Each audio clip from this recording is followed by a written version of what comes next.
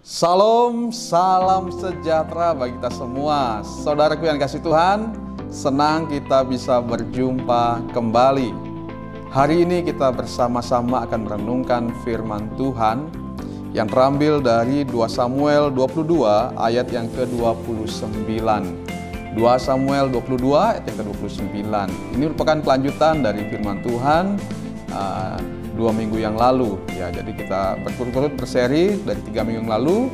Kita membahas dari 2 Samuel pasal 22. Saya akan membacakan ayat ini bagi kita semua. Demikian bunyi firman Tuhan.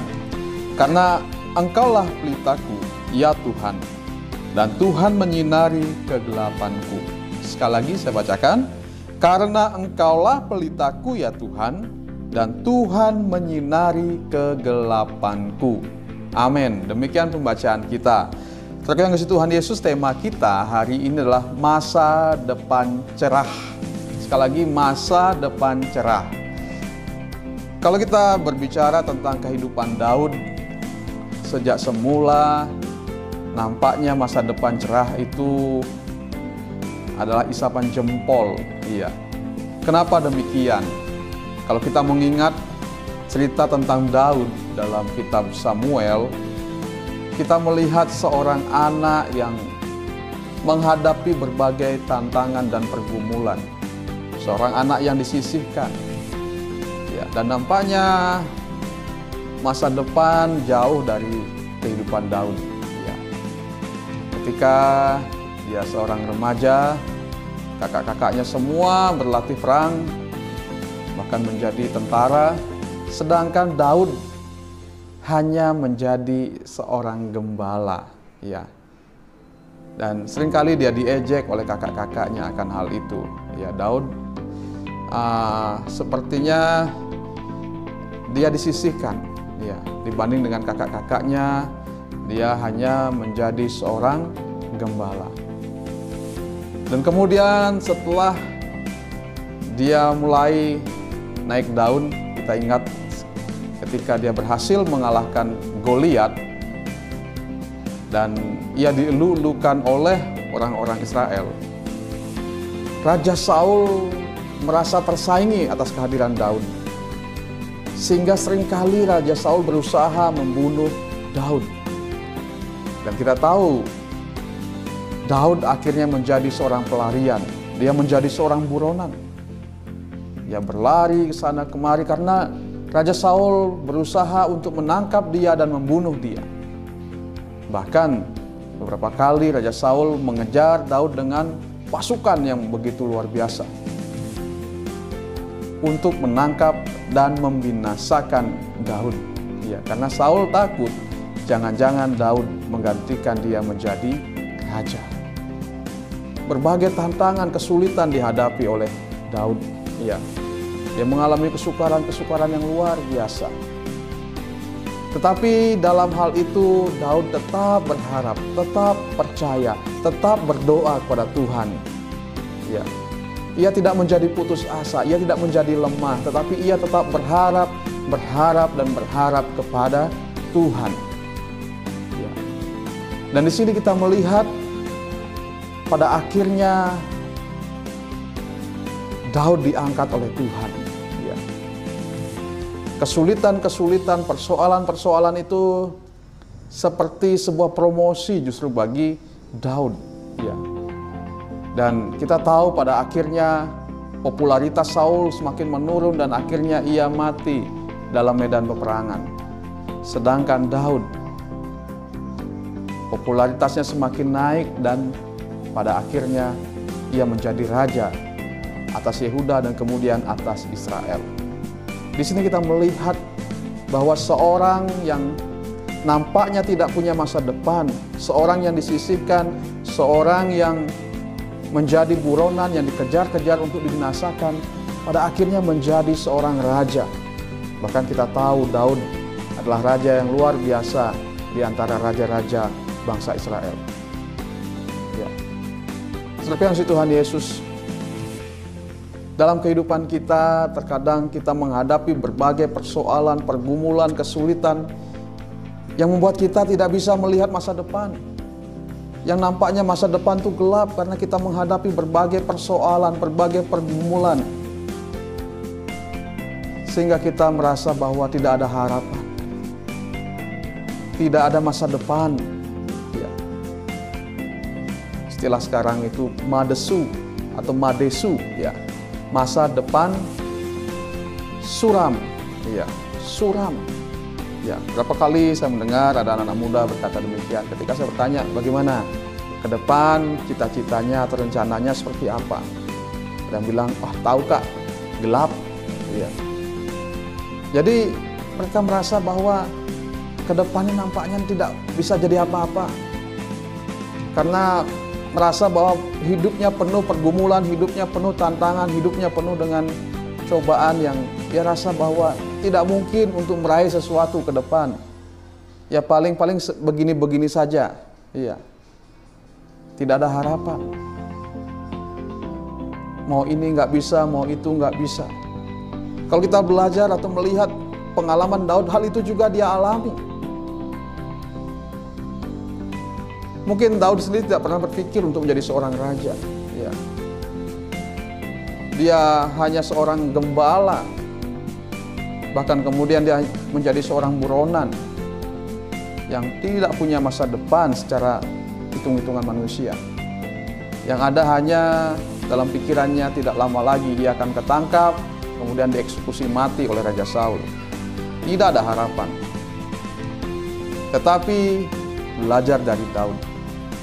Dalam berbagai keadaan sulit itu Daud tetap berharap, tetap percaya dan mengandalkan Tuhan. Ya, kalau kita membaca Mazmur Daud, di sana kita bisa melihat bagaimana Daud bergaul dengan Tuhan, bagaimana Daud mengandalkan Tuhan dalam hidupnya. Dan kita tahu Tuhan melepaskan dia dari berbagai persoalan. Bahkan Tuhan mengangkat dia dari seorang gembala domba menjadi gembala sebuah kerajaan besar. Saudara yang Tuhan Yesus, mungkin hari ini kita merasa kita tidak mampu. Hari ini kita merasa kita tidak ada apa-apanya, tidak ada masa depan. Tetapi tetaplah berharap, tetaplah percaya. Dalam setiap persoalan, pergumulan, kesulitan yang kita hadapi, tetaplah percaya dan mengandalkan Tuhan. Kalau kita berjalan bersama Tuhan, seperti Daud, Tuhan berkuasa untuk mengangkat kita. Bahkan Tuhan berkuasa menjadikan setiap kesulitan-kesulitan itu menjadi promosi bagi kita. Sehingga suatu saat Tuhan akan mengangkat kita seperti Tuhan mengangkat Daud. Dalam firman Tuhan kita juga mungkin ingat seorang tokoh yang lain namanya Yusuf. Yusuf tidak jauh berbeda dari apa yang dialami oleh Daud. Ya. Sejak remaja ia mengalami penyisihan dari kakak-kakaknya. Kakak-kakaknya cemburu, iri pada Daud, pada Yusuf. Ya. Dan singkat cerita kita tahu pada akhirnya Yusuf dihilangkan dari keluarganya. Ya, dia dimasukkan ke dalam sumur yang rencananya waktu itu akan dibunuh. Tapi kemudian singkat cerita justru ia dijual kemudian oleh kakak-kakaknya menjadi seorang budak belian kepada orang-orang Midian. Dan kesulitannya tidak sampai di situ saja. Setelah dia dibawa oleh orang-orang Midian, dia dijual menjadi seorang budak. Budak tentu tidak punya masa depan. Dan tidak hanya sampai di situ. Ketika dia menjadi budak, ia difitnah oleh istri Potifar. Dan dia dimasukkan ke dalam penjara, liang tutupan, penjaranya orang Mesir. Ya, di situ kita melihat betapa dia mengalami kesulitan yang luar biasa. Dia mengalami pergumulan, tantangan yang hebat, sehingga kita melihat bahwa hidupnya begitu susah, hidupnya begitu sulit, hidupnya berantakan karena menghadapi berbagai persoalan, berbagai kesulitan. Tetapi sama seperti Daud, Yusuf juga mengandalkan Tuhan. Yusuf juga berdoa, Yusuf juga selalu datang. Dia bergaul dengan Tuhan. Kita tahu akhirnya langkah-langkah yang sulit dari rumah, dia ditangkap kakak-kakaknya, kemudian dimasukkan ke dalam sumur, kemudian dijual menjadi budak. Setelah itu dia dipenjarakan. Pada akhirnya kita melihat ini menjadi sebuah semacam anak tangga. Yang kita tahu pada akhirnya Yusuf juga diangkat menjadi seorang yang penting di negeri Israel. Orang kedua di tanah Mesir. Iya, dia menjadi orang kedua di tanah Mesir. Dan bahkan sebenarnya dia adalah orang utama di sana yang mengerjakan hal-hal yang luar biasa di negeri Mesir. Itu semua karena Tuhan. Nah, saudara yang Tuhan Yesus, mari kita selalu bergaul dan berharap pada Tuhan. Sekalipun hari-hari ini sulit bagi kita, hari-hari ini sepertinya gelap bagi kita, tetapi tetaplah bergaul dengan Tuhan, tetaplah mengandalkan Tuhan, tetaplah berjalan bersama Tuhan. Kita percaya segala kesulitan itu akan menjadi jalan, akan menjadi anak tangga yang akan mengantar kita kepada rencana Tuhan yang luar biasa dalam kehidupan kita. Seorang anak terlahir tanpa tangan dan kedua kakinya juga cacat. Sejak kecil ia sangat menderita karena tidak bisa seperti anak-anak lainnya. Ya, bayangkan tidak punya tangan, tidak punya kaki yang normal seperti anak-anak pada umumnya. Ketika mulai sekolah, ia seringkali menghadapi bulian, menghadapi ejekan-ejekan dari teman-teman yang membuat dia putus asa. Namun bersyukur dia memiliki orang tua yang sangat mendukung dia, orang tua yang sangat mendorong dia. Dan dia bertumbuh, ya. Dalam proses Tuhan dia bertumbuh. Dan kini kita tahu dia menjadi seorang yang luar biasa dipakai Tuhan, yang menjadi motivator yang luar biasa. Nick Vujicic, ya, kita tahu nama itu. Seorang yang tidak normal secara fisik, tetapi menjadi seorang motivator yang luar biasa bagi orang-orang pada masa sekarang ini. Terlebih yang Tuhan Yesus, mungkin kita merasa hidup kita penuh dengan kesulitan, tantangan.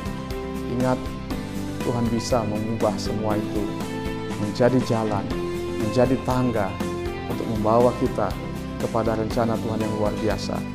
Sehingga masa depan yang kita pikir suram saat ini, suatu saat kita akan melihat itu akan menjadi masa depan cerah. Ya, karena itu jangan putus asa. Tetap percaya, andalkan Tuhan dalam berbagai kesulitan, berdoa, minta pertolongan Tuhan, dan tetap bersyukur karena kita tahu Tuhan turut bekerja untuk mendatangkan kebaikan bagi kita. Tuhan adalah terang bagi kita, seperti yang dikatakan oleh Raja Daud. Karena Engkaulah pelitaku ya Tuhan, dan Tuhan menyinari kegelapan. Tuhan adalah pelita dalam hidup kita. Tuhan menyinari kegelapan kita. Hidup kita yang gelap ini, kalau kita berjalan bersama Tuhan, Tuhan yang akan menyinari. Sebab Tuhan adalah pelita bagi kita. Dialah terang hidup kita. Berjalanlah bersama dengan Tuhan. Dunia ini memang gelap, tapi berjalanlah bersama Tuhan, sebab Tuhan adalah terang itu. Dialah terang dunia. Semuanya dikatakan dalam Yohanes 8 ayat 12. Maka Yesus berkata pula kepada orang banyak, katanya, Akulah terang dunia, barang siapa mengikut aku, ia tidak akan berjalan dalam kegelapan. Tuhan adalah terang dunia. Kalau kita berjalan bersama Tuhan, kita tidak akan berjalan dalam kegelapan. Sekalipun dunia kita, lingkungan kita, keadaan kita gelap, tapi kalau kita berjalan bersama Tuhan, Dialah yang akan menjadi sinar bagi kita. Dialah yang menjadi terang bagi kita, yang membawa kita di jalan yang benar, yang memimpin kita kepada masa depan yang indah. Karena itu, sekali lagi, mari kita senantiasa berjalan bersama Tuhan, bergaul dengan Tuhan seperti Yusuf, seperti Daud, ya. Karena Tuhan adalah terang hidup kita. Siapapun yang bersama dengan Dia tidak akan ada dalam kegelapan, tetapi dia akan memiliki masa depan yang cerah. karena Tuhan adalah terang dalam hidupnya. Kiranya firman ini menjadi berkat, boleh memotivasi kita, menguatkan kita, memimpin kita dalam menjalani kehidupan di tengah dunia ini yang penuh dengan kesulitan. Tetap semangat, percayalah Tuhan berkuasa untuk mengangkat kita, menggunakan setiap kesulitan kita menjadi anak tangga yang membawa kita kepada masa depan yang indah bersama dengan Tuhan. Tuhan Yesus memberkati kita semua. Salam.